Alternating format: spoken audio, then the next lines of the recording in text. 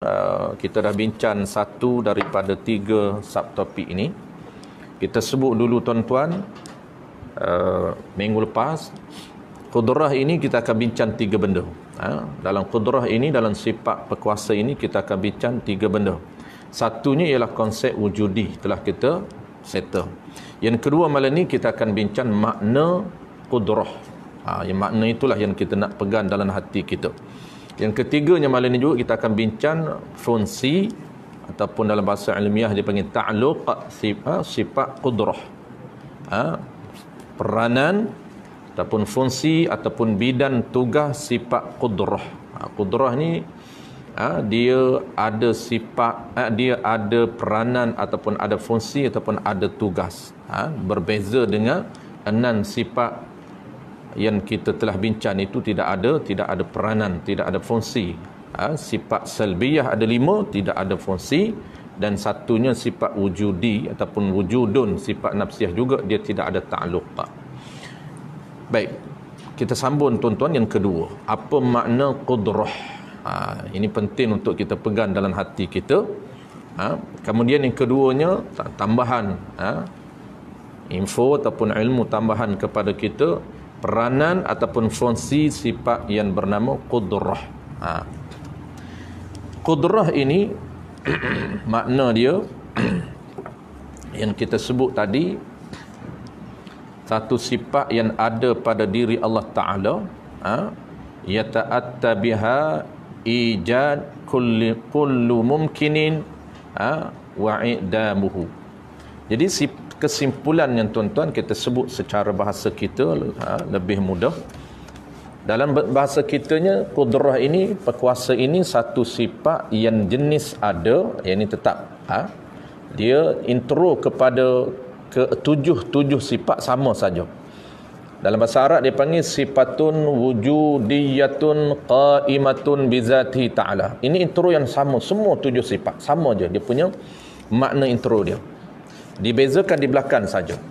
Jadi sifatun wujudiyatun qaimatun bizatihi ta'ala yata'atta biha kullu ijad kullu mumkinin wa idamuhu. Itu beza di belakang. Apa dia yang disebut perkuasa ini? Satu sifat yang jenis ada di diri Allah Ta'ala. Itu dia punya intro, sama. Iradah pun kita akan bertemu dengan intro yang sama.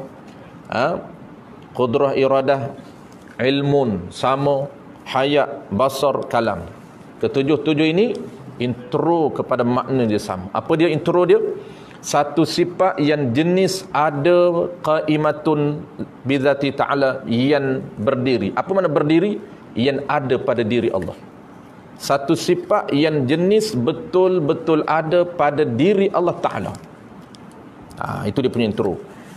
Sifat ini yang kata qudrah ni, yang satu sifat yang betul-betul ada pada diri Allah Ta'ala, yang mempunyai keupayaan ataupun kemampuan untuk berkuasa. Berkuasa apa dia? Mengadakan tiap-tiap sesuatu yang mungkin.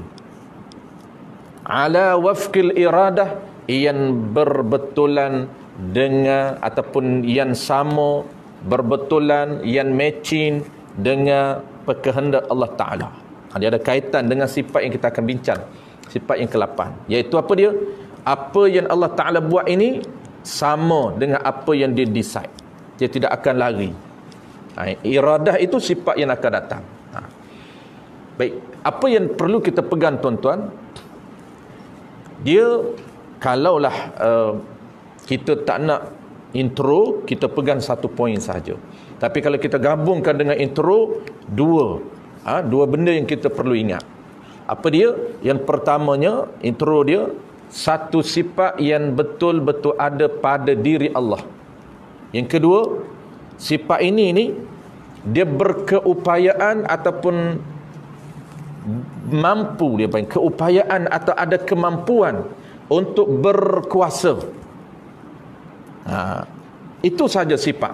Adapun berkuasa untuk mengada, itu peranan dia. Kalau kita nak tuan-tuan nak beza di antara sifat dengan peranan, ataupun sifat dengan dia punya tugas dia. Sifat ini keupayaan, kemampuan yang ada pada diri dia. Apa keupayaan apa dia? Untuk mengada. Mengada bukan sifat, mengada itu perbuatan. Kalau sifat mudah untuk kita pegang, kita faham keupayaan, kemampuan yang ada pada diri Allah. Kemampuan apa dia? Untuk mengadakan tiap-tiap sesuatu mungkin. Maka mengadakan mungkin, itu dia punya peranan dia. Tapi kita nak faham tuan-tuan, sifat yang ada pada diri Allah tanpa kita perlu memahami peranan dia. Kita faham satu dulu, sifat dia dulu. Baru kita faham apabila dia ada sifat, dia ada peranan dia, ada fungsi dia. Apabila dia ada keupayaan untuk bekerja, maka dia boleh melakukan sebaran pekerjaan yang mungkin. Itu dia sifat, beza dengan perbuatan. Beza dengan dia punya bidang tugas dia. Contohlah mudah tuan-tuan. Settle dah dua benda, ni nak bagi contoh. Kalau tuan-tuan tak settle, tak boleh bagi contoh lagi. Sekali lagi tuan-tuan. Boleh dia? Nampak berkerut? Berkerut tu simple lah kan. Ni benda yang payah dan maha nilai. Takkan nak sekali spontan terus faham. Saya dulu pun belajar macam tuan-tuan juga. Tapi tuan-tuan lebih cekap lah. Saya dulu lama juga merenung, selepas khatam satu kitab merenung lagi. Tak berapa pegang. Orang panggil tak confirm lagi. Orang panggil tak jelas. Kabur-kabur lagi. Naik dua kitab makin clear. Itulah proses kita belajar. Sebab nilai ni, ilmu ni dia tinggi, dia mahal, maka Allah Ta'ala tak akan bagi secara mudah pada kita. Kita ulang sekali lagi tuan-tuan. Nak bezanya sebab kita nak cerita dua benda malam ni. Pertama, nak cerita ciri yang ada pada diri dia. Yang kedua, nak cerita peranan. Apabila ciri ini dia ada peranan dia. Dia ada fungsi dia. Dia ada bidang tugas dia. Baik, kita nak faham dulu, jangan kita faham bidang tugas, kita nak faham ciri dulu. Kita nak faham sifat yang ada pada diri dia dulu sebelum kita faham bidang tugas. Sebab bidang tugas mudah. Kesam dia, kita boleh nampak bidang tugas Allah Ta'ala, tuan-tuan, kita boleh nampak. Diri kita ini hasil daripada kerja Allah Ta'ala. Diri kita ni Allah Ta'ala buat hasil daripada apa dia? Perbuatan Allah Ta'ala. Dan kenapa Allah ada perbuatan? Lahir daripada sifat yang ada pada diri dia. Maka kita nak faham yang pertama dulu sifat. Apa dia sifat ini? Keupayaan, kemampuan yang ada pada diri dia. Kalau kemampuan bercakap, itu dia panggil sifat perkata. Keupayaan untuk menentukan suatu benda, decide suatu benda, itu dia panggil iradah. Keupayaan untuk melihat, itu dia panggil sifat basar. Keupayaan dan kemampuan untuk mendengar, itu dia panggil sama. Tujuh sifat yang kita akan bincang, sifat jenis ada, semuanya lebih kurang sama saja. Supaya kita boleh beza kemampuan, keupayaan dia yang ada di diri dia. Apabila dia ada keupayaan, kemampuan, menyebabkan dia boleh dia boleh melakukan suatu benda. Maka spesifik kita ini qudrah, kemampuan dan keupayaan untuk bekerja ataupun untuk melakukan. Untuk apa dia? Untuk mengadakan sesuatu perkara yang mungkin. Ijad kulli mumkinin wa i'damuhu ala wafqil iradah. Ini dia punya qudrah. Settle. Contoh sebelum kita bincang bidang tugas dia. Untuk mudah faham tuan-tuan, contoh kita ambil contoh di baharu. Ambil contoh diri kita dulu. Baru kita faham konsep apa yang ada di diri Allah. Ciri yang ada di diri Allah, kita faham dulu konsep apa yang ada di diri makhluk ataupun diri kita. Baik, diri tuan-tuan ini ada dua benda. Pertama ada diri, yang kedua ada ciri.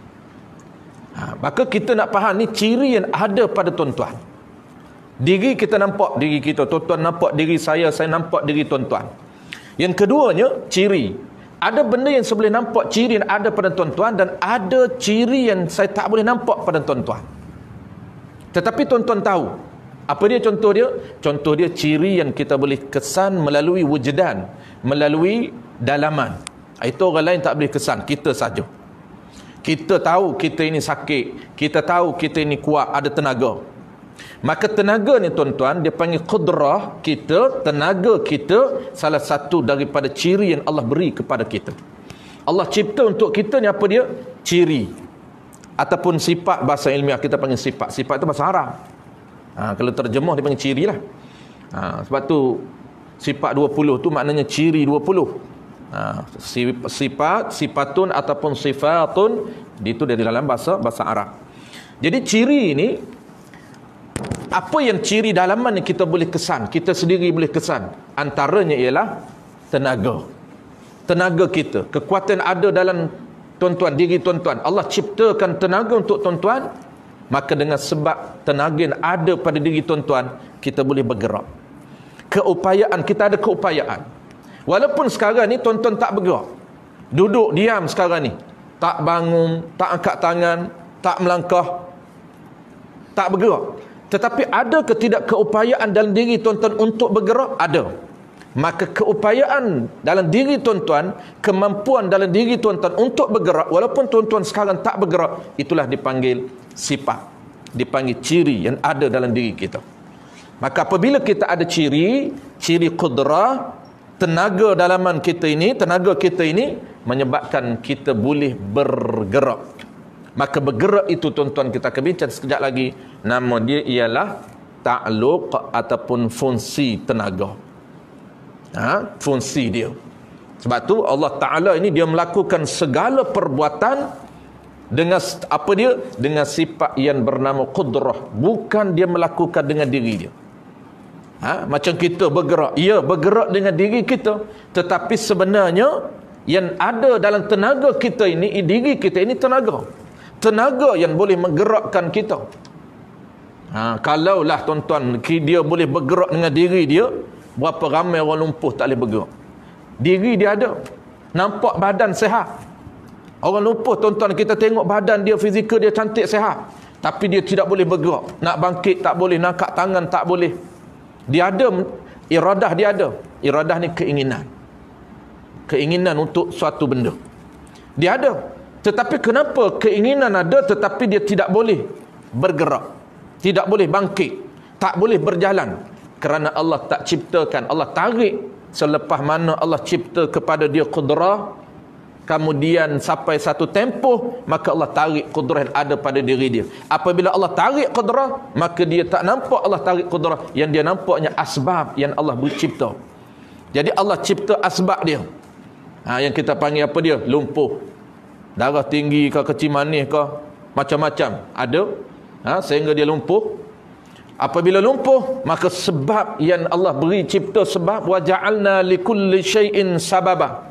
Allah janji di dalam Al-Quranul Karim, Allah kata aku akan cipta tiap-tiap sesuatu itu ada sebab. Dan kita yang tak nampak ini tuan-tuan, hanya kita nampak sebab.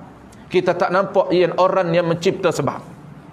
Kalau orang yang ada ilmu tauhid, maka dia akan tengok pada zahirnya, dia akan nampak di belakangnya.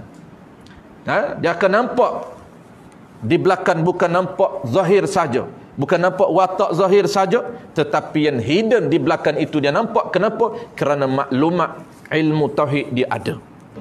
Allah cipta sebab, ya, dia nampak sebab lumpuh, sebab darah tinggi. Tetapi ingat, dia nampak juga orang yang menarik qudrah yang ada pada diri kita.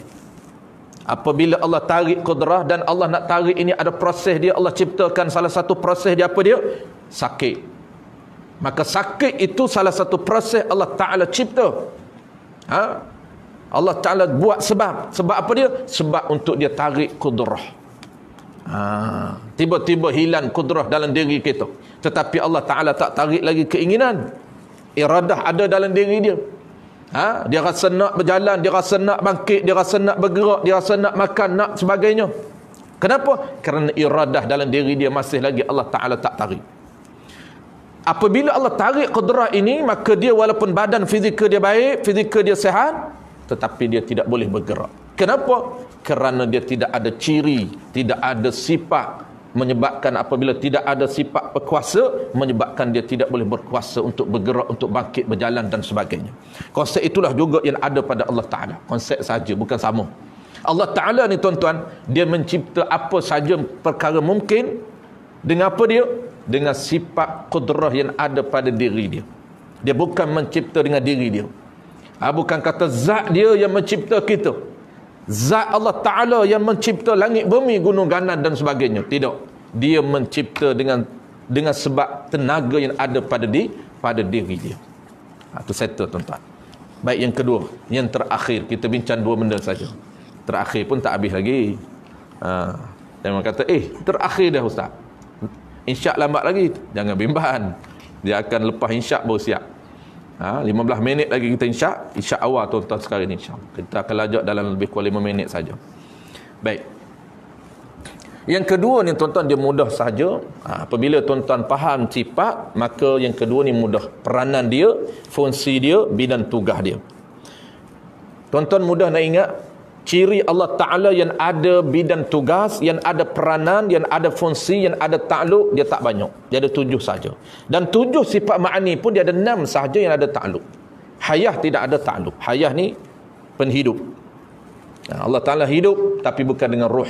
Kita hidup tapi dengan ruh, dengan alat. Allah Ta'ala dia ada sifat penghidup, tetapi dia bukan sifat dia ini, ciri yang ada pada diri dia ini, ciri penghidup ini, dia bukan hidup dengan alat. Dia hidup dengan sifat penghidup yang ada pada dia. Kita hidup, tapi kita ada alat. Apa dia? Roh yang Allah beri kepada kita. Sebab itu apabila Allah tarik roh dengan jasad, maka kita panggil mati.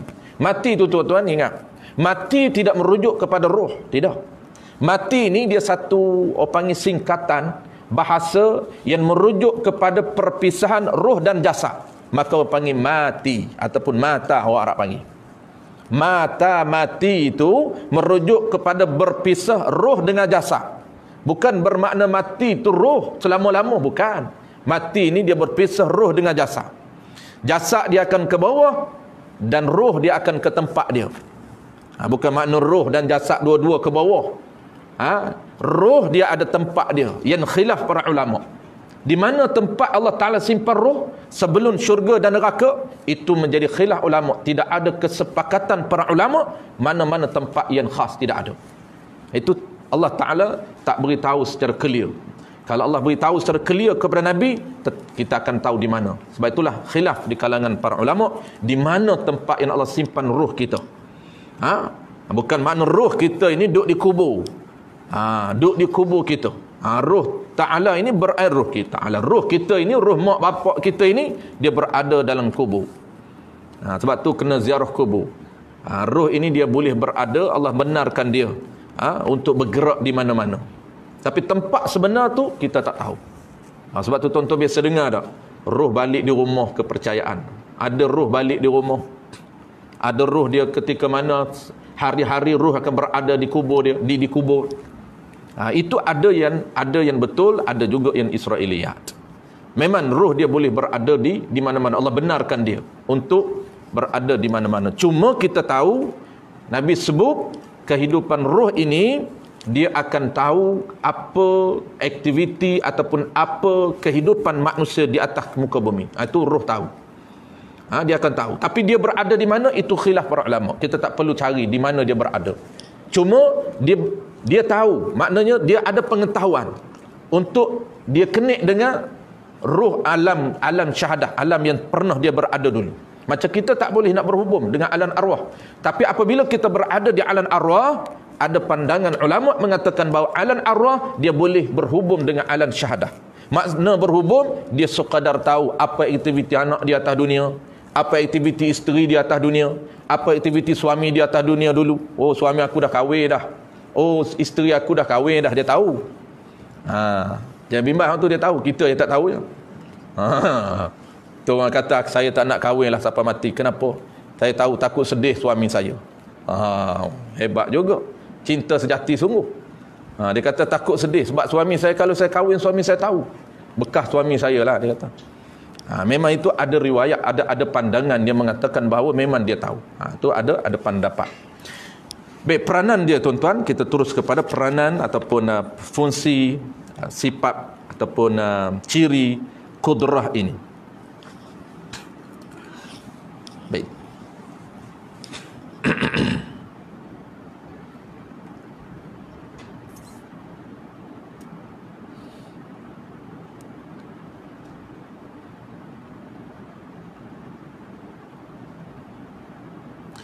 Baik. Ta'aluk dia tuan-tuan ataupun fungsi dia, ta'aluk dia ataupun fungsi dia, ataupun di bahasa lain kita panggil bidan tugas dia.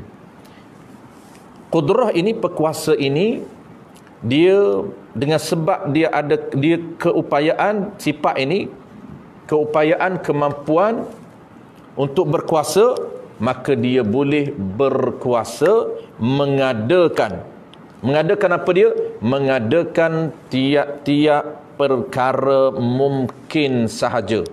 Dia tidak mengadakan dua benda tuan-tuan. Dia ada tiga benda.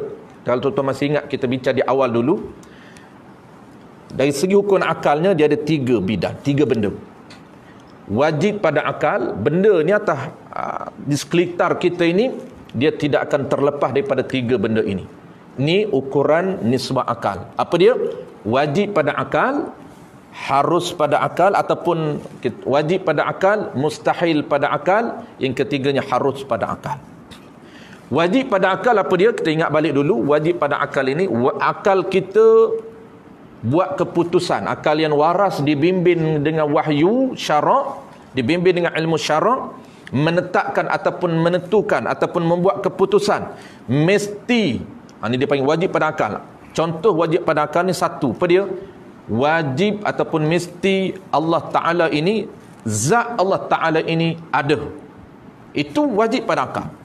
Diri Allah Ta'ala, zat Allah Ta'ala dan sifat kesempurnaan yang ada pada Allah Ta'ala, wajib bagi akal kita, akal memutuskan wajib zat Allah Ta'ala dan sifat Allah Ta'ala itu ada. Itu wajib pada akal dia panggil. Akal yang warah, dibimbing oleh ilmu syarak, menentukan bahawasanya diri Allah dan sifat kesempurnaan yang ada pada Allah itu wajib, bukan harus. Jadi panggil wajib pada akal. Yang kedua contoh apa? Mustahil. Mustahil ni akal yang waras, dibimbing oleh ilmu syariat. Dia menentukan apa dia? Dia menetapkan ataupun memutuskan ataupun menentukan bahawasanya tidak ada Allah itu mustahil. Itu contoh mudahlah. Ataupun berbilangnya Allah itu mustahil. Ini banyak contoh dia. Mudahnya contoh mustahil ni tuan-tuan. Contoh apa dia? Benda ataupun perkara ataupun sifat yang tidak layak pada Allah, semuanya mustahil. Tidak ada pada Allah, tidak ada zat Allah, mustahil. Tidak ada sifat kesempurnaan pada Allah, mustahil. Itu umum. Kalau nak detailnya, tidak ada Allah, tidak baqa, mustahil. Sampailah bilang Allah tidak ada, Allah lemah, mustahil. Allah buta, mustahil. Allah pekak, mustahil. Allah bisu, mustahil. Sampailah kalam. Itu dipanggil mustahil. Allah berbilan, Allah ada anak, mustahil. Allah ada isteri dia, mustahil. Kesemua benda yang tidak layak pada Allah Ta'ala kita panggil mustahil. Dan selain daripada dua benda ni tuan-tuan, di tengah-tengah dia panggil harus. Selain daripada adanya Allah, adanya sifat kesempurnaan bagi Allah Ta'ala, dan selain daripada perkara mustahil, kita panggil harus pada akal. Harus pada akal. Maka qudrah ni tuan-tuan, dia berfungsi untuk mengada perkara yang harus pada akal saja. Tu. Dia tidak berfungsi, tidak berperanan, bukan bidang tugas dia mengadakan dua benda. Apa dia? Mengadakan perkara wajib bagi akal dan mengadakan perkara mustahil bagi akal. Ini bukan bidang tugas dia. Apa dia contoh dia? Contoh dia, wajib bagi akal. Itu bukan bidang tugas dia mengadakan perkara yang wajib bagi akal. Apa dia contoh yang pertama wajib bagi akal? Mengadakan diri dia. Allah boleh buat tak diri dia? Menjadikan diri dia. Menjadikan diri dia ini tuan-tuan, diri dia termasuk wajib bagi akal. Wajib adanya Allah Ta'ala.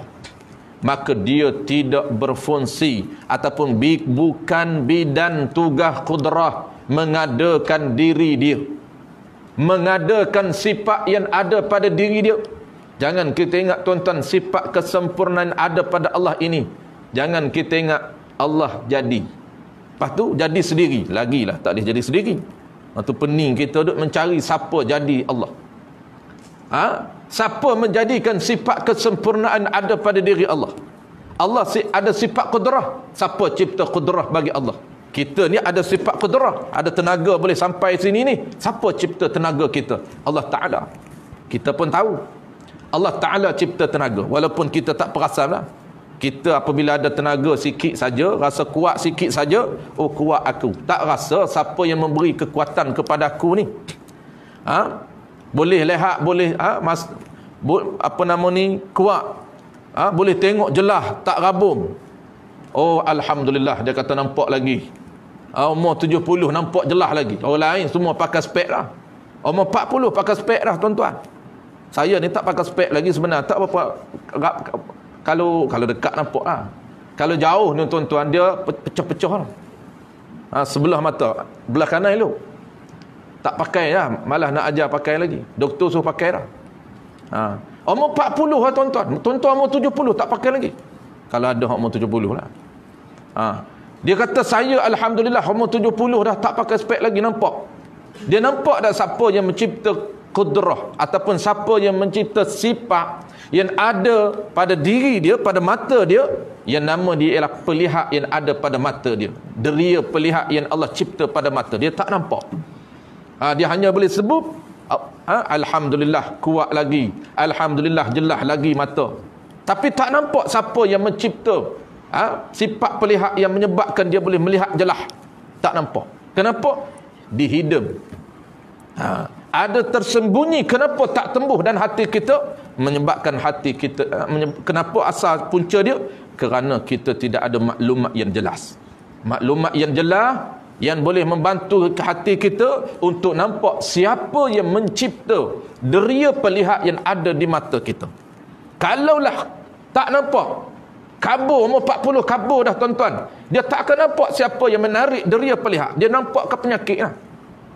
Nampak masalah saraf saya ni, tak tahulah makan apa sebab tak jaga pemakanan. Tu yang jadi masalah punca. Dia nampak ke dia lah keakuan juga. Dia tak nampak Allah Ta'ala dah bagi dah. Dia azali dulu, Allah dah record dalam plan dia. Plan ni kita akan belajar dari iradah. Dia berikan kepada kita ini penlihat hanya setakat 45 tahun saja. Maka Allah tarik. Dan apabila Allah tarik itu, kita tak nampak kerana Allah jadikan sebab. Allah jadikan penyakit saraf, masalah katarak dan sebagainya. Kita nampak sakit. Sebenarnya Allah Ta'ala yang tarik deria pelihat yang ada pada kita. Dia bagi. Sebab tu kita panggil, semua ni diri kita ni hanyalah Allah beri milik sementara saja. Sebab tu kita tidak boleh ada perasaan keakuan. Perasaan dia panggil ananiyah, itu salah di sisi Allah Ta'ala kerana bukan milik kita. Kena ada connect dengan Allah Ta'ala. Semuanya Allah beri dan dialah yang akan tarik. Baik, serta tuan-tuan, kesimpulan saya nak jelas satunya bidang tugas. Kemudian last sekali saya nak jelas kepada tuan-tuan, kita nak betul-betul clear peranan dia. Walaupun tuan-tuan masih kabur, tapi kita nak cuba clearkan sedikit peranan itu, bezakan dengan ciri dia. Ini kita nak tahu dulu. Secara umum kita tahu bidan tugas umum. Last sekali tuan-tuan, sebelum akhir kita nak cerita, nak clearkan lagi peranan itu. Yang kata peranan tu apa dia? Ya, kita tahu peranan dia ataupun bidan tugas qudrah ini, dia hanya bekerja mengadakan suatu perkara, mengadakan suatu benda yang termasuk dalam perkara harus saja. Dua benda dia bukan bidang tugas dia. Apa dua benda? Perkara wajib bagi akal, itu bukan bidang tugas dia. Yang kedua apa dia? Bukan bidang tugas qudrah. Yang keduanya ialah perkara yang mustahil. Nak mengadakan anak dia, itu bukan bidang tugas dia. Nak mencipta isteri dia, itu bukan bidang tugas dia. Nak mencipta diri dia yang kedua, itu pun sama, bukan bidang tugas dia. Nak mencipta anak dia, nak mencipta isteri dia, bukan bidang tugas dia. Sebab itu orientalis tuan-tuan, orang Kristian, dia akan tanya umat Islam, dia akan tanya kita, Allah Ta'ala yang kamu sembah ini berkuasa ataupun tidak? Ya, kita kata Allah Ta'ala ini berkuasa. Kita tak jawablah berkuasa kerana dia ada sifat perkuasa yang ada pada diri dia. Tak perlulah. Allah Ta'ala ini boleh berkuasa. Kenapa? Kerana dia ada sifat yang nama dia berkuasa pada diri dia, menyebabkan dia boleh berkuasa mengadakan segala perkara harus. Itu kita tahu. Maka dia tanya kita, Allah Ta'ala yang kamu sembah, yang kamu cakap, yang kamu kata berkuasa ini, boleh ataupun tidak mencipta anak dia? Boleh ataupun tidak mencipta isteri dia? Sunyi Allah Ta'ala duduk seorang diri ni. Dia tunggal kan? Dia duduk seorang diri. Tak ada siapa teman dia. Sunyi. Kenapa dia tak cerita isteri dia? Dia ingat Allah ni macam dia. Sunyi. Duduk seorang diri nak ada isteri. Pantan isteri meninggal nak kahwin. Sunyi. Tak salah lah kita. Yang salahnya kita samakan dengan Allah Ta'ala. Tuan Haji jangan marah pula. Contoh saja. Memang kena kahwin. Perempuan marah, dia kata, Haji ni pantang mati je nak kahwin aja, dah mati dah. Apa dah tua, tunggu mati je. Sebelum mati dia nak kahwin, mati kahwin apa? Allah Ta'ala ni dia kata kenapa tak boleh cipta isteri? Kita nak jawab macam mana? Kita kata Allah Ta'ala tak boleh cipta isteri dia, tak boleh cipta anak dia. Kalau kita jawab tak boleh, maka menyebabkan dia kata lemah Allah Ta'ala. Mu kata. Dia kata engkau kata ni, cakap kata kuat, kata Allah berkuasa. Dah ke Allah Ta'ala berkuasa, dia boleh berkuasa apa saja. Ya, kita jawab. Maka kalau Allah Ta'ala boleh berkuasa apa saja, maka dia boleh berkuasa mencipta Tuhan isteri dia dan anak dia. Maka di sini tuan-tuan kata kunci untuk kita tahu bidang tugas dia. Apabila kita tahu bidang tugas dia, maka dia tak boleh cakap lemah. Maka jawab kita, mencipta isteri dia, mencipta anak dia, itu bukan bidang tugas qudrah, bukan bidang tugas berkuasa yang ada pada Allah. Dia tidak akan berkuasa, dia tidak mencipta ataupun berkuasa pada perkara yang bukan bidang tugas dia. Apa bukan bidang tugas dia? Dua benda. Perkara yang mustahil, itu bukan bidang tugas qudrah. Perkara yang wajib pada akal, itu bukan bidang tugas qudrah. Maka kita tak boleh nak kata lemah, kerana ini bukan bidang tugas dia. Yang kita boleh panggil lemah sekiranya tugas dia tak boleh nak cipta, tak boleh nak menyempurnakan. Dia hanya bekerja ataupun takluk, berperanan mencipta perkara harus. Perkara harus ni apa dia? Mengadakan segala perkara harus. Cipta kita boleh kerana kita ni harus. Apa saja makhluk ni tuan-tuan, dia status dia harus pada akal. Boleh Allah Ta'ala cipta apa saja perkara harus. Jangan dua benda ni saja. Melibatkan mustahil dengan wajib, itu bukan bidang tugas dia. Maka kita tak boleh kata Allah Ta'ala lemah. Seperti selalu kita sebut contoh kita apa dia? Contoh dengan makhluk. Makhluk ni pun tuan-tuan, bukan semua benda ni dia mampu buat. Dia ni hanya bekerja mengikut kemampuan dan bidang tugas dia. Apabila tugas dia tak mampu buat, boleh kita panggil dia lemah? Ya, boleh kita panggil dia lemah. Tetapi kalau bukan bidang tugas dia, tiba-tiba kita suruh dia buat, dia tak boleh buat, kita kata apalah tak boleh buat ni, kata terror, dia terror bidang dia. Bukan kita suruh bidang lain. Kalau kita suruh bidang lain, dia tak boleh buat, tak boleh panggil dia lemah, tak boleh panggil dia ni tak terror. Tak boleh panggil tak terror. Macam kita kata, yang biasa Tok Guru saya buat, dia kata contoh dia pisau ataupun kapok. Ini popular. Kalau Tok Guru saya, inilah dia. Daripada awal saya mengaji sampai keluar pondok, inilah contoh diulang. Maka saya pun malam ni ulang kembali filem yang difilmkan oleh Tuan Guru saya. Apa dia contoh dia? Dia kata contoh dia seperti jilet dan kapok. Kapok ni paran boleh lah. Kapok pun boleh, paran pun boleh. Jilet tuan tahu kan? Jilet. Pisau jilet. Pisau yang kecil, bukan pisau sayur tu. Kita ambil contoh pisau jilet tu. Pisau yang cukur janggut. Pisau cukur janggut ni, tajam tak tajam dia, tuan-tuan baru beli. Beli di kedai baru. Tajam ke tak tajam jilet, beli brand hak tajam sikit tuan-tuan. Jangan beli hak murah-murah tu. Beli hak tajam. Ni jilet ni orang dulu tuan-tuan, orang 80-an, 70-an, orang tua-tua dulu terkenal dengan jilet cap buaya. Sekarang tak ada dah. Bila kita sempat dah. Otai-otai masih sempat jilet cap buaya. Harga dia dulu murah je, 30 sen, 50 sen, sampai RM1 lebih zaman saya budak-budak. Jilet ni tuan-tuan memang dia tajam. Pisau pencukur ni. Hari ni pencukur mudah lah. Hari ni beli hak instant je. Dia panggil pakai buah hari ni, macam Pampers pakai buah hari ni. Jadi tajam tak? Ya, tajam. Baik tajamnya pencukur janggut kita, dia berperanan, dia takluk, dia fungsi dia apa dia? Fungsi dia untuk mencukur janggut. Fungsi dia untuk mencukur janggut. Tajam ke? Ya, tajam. Tajam itu sifat dia, tuan-tuan. Sifat tajam. Tajam ni apa dia? Keupayaan untuk memotong yang ada pada pisau cukur itu, yang menyebabkan dia boleh mencukur bidang tugas dia. Apa nama peranan dia? Maka bidang tugas pisau pencukur ini, dia hanya berperanan, berfungsi pada apa? Pada benda yang kecil seperti janggut, misai dan bulu-bulu. Dia boleh. Tapi kalau kita nak kata dah tajam ini, cuba belah kayu, boleh tak? Ambil kayu, so dia potong kayu. Ambil kayu besar. Ataupun kita kata ambil buah kelapa, tuan-tuan. Buah kelapa sebiji tu, kita suruh dia kopek, suruh dia koyak. Dengan apa dia? Suruh dia kopek dengan pisau pencukur. Bukan istem tu. Betul tu. Boleh ke tidak? Tak boleh. Apabila tak boleh, tuan-tuan, bolehkah kita cakap, kenapa kamu cakap tajam? Tajam, tiba-tiba nak potong benda pun tak boleh, nak kopek buah kelapa pun tak boleh. Kerana kita tak boleh kata pisau ini tak tajam. Tak boleh kata pencukur ini tak tajam. Kenapa? Kerana bukan fungsi dia. Fungsi dia, letak di janggut. Cakap kat dia, hulur janggut tu mai. Jangan hulur buah kelapa, jangan hulur batang kayu. Batang kayu dia tak function, buah kelapa dia tak fungsi, tapi janggut kamu boleh. Tebal pun boleh, jangan-jangan lagi mudah. Tak nak hulur janggut, hulur bulu lain. Mari bulu lain, tak apa. Bulu apa pun tak apa. Janji bulu yang tak tebal. Rambut boleh, rambut pun boleh.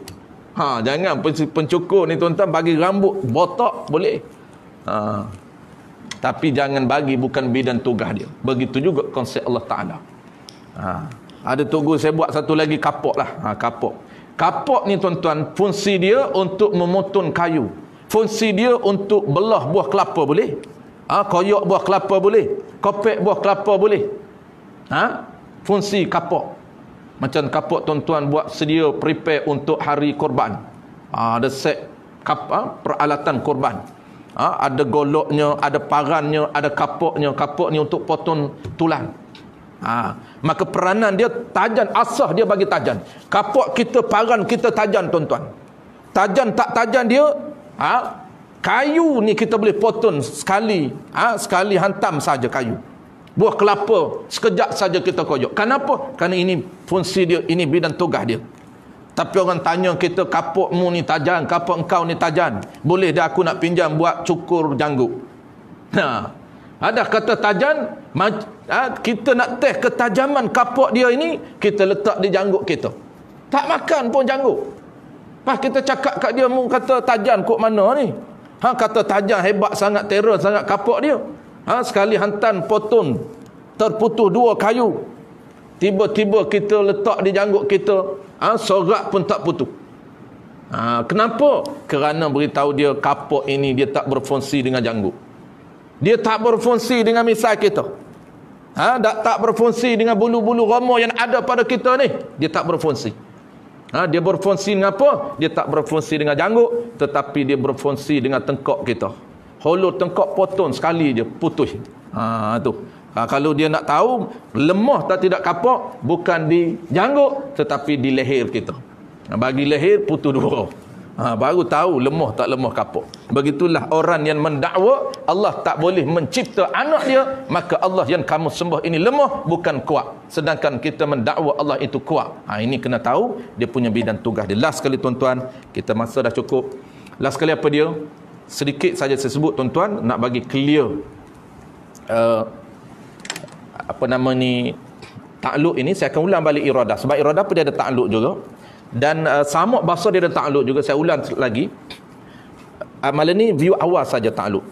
Takluk ni, tuan-tuan, perlu kepada ulangan-ulangan sebab dia agak complicated untuk faham. Yang saya sebut tadi, peranan itu apabila dia ada kuasa, dia boleh mencipta. Dia boleh mencipta kita. Kita ni, tuan-tuan, dia bukan takluk sebenarnya.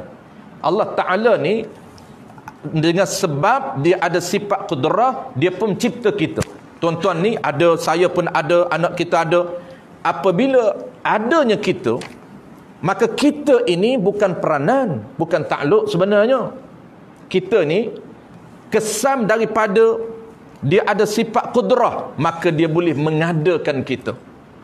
Itu simple, secara simple dulu kita faham macam tu. Walaupun detailnya sebenarnya kita ini Allah Ta'ala menjadikan kita, diri kita ini bukan peranan Allah.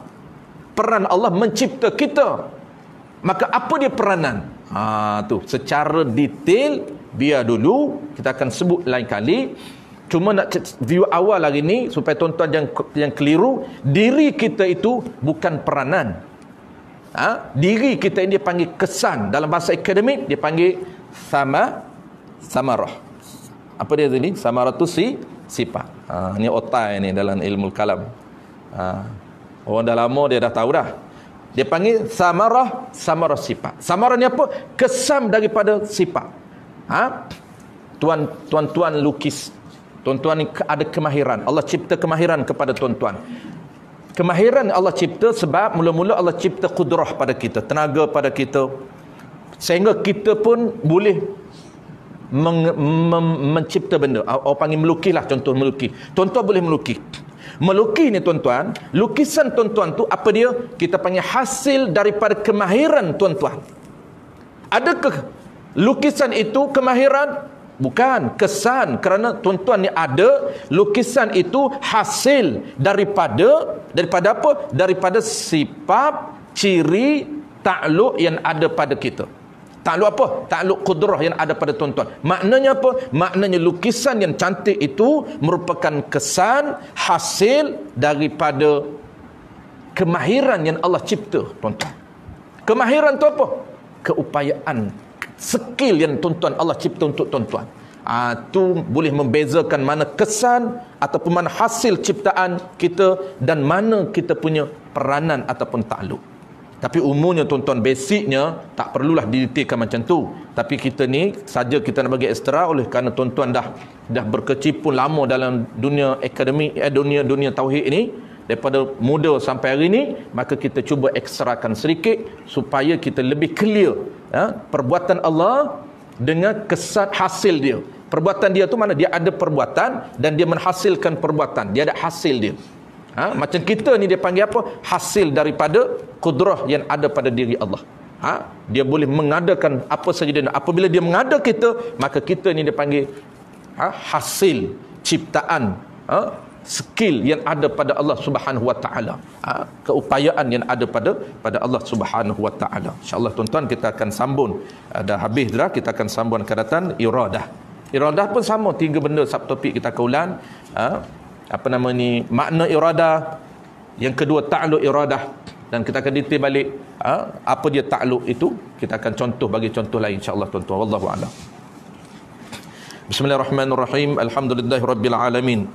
Wassalatu wassalamu ala asyrafil anbiya'i wal mursalin wa ala alihi wa ashabihi ajma'in. Allahumma faqihna fid din wa 'allimna at-ta'wil waj'alna minal ulama'il 'amilin waj'alna minal mukhlisin.